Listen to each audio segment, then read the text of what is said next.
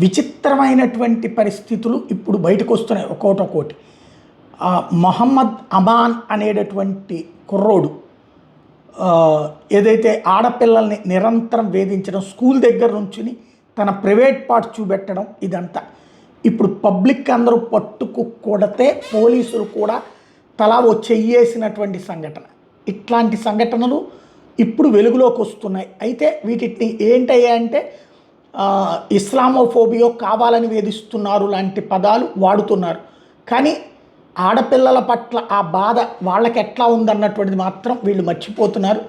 జనాలే తీసుకొచ్చి వాడిని అప్పచెప్తున్నారు పోలీసులకి. ఇదివరకటికి మళ్ళీ కాదు, ఇప్పుడు పరిస్థితులు మారుతున్నాయి అనడానికి సాక్ష్యం. గతంలో ఎందుకు వచ్చిన గొడవ, మొత్తం అందరూ కలిసి మూకమ్మడిగా మీద పడిపోతారు లాంటి వాటితో భరించినటువంటి హిందూ సమాజం ఇప్పుడు తిరగబడుతోందనడానికి సజీవమైనటువంటి సాక్ష్యం తాజాగా జరుగుతున్నటువంటి పరిణామాలు.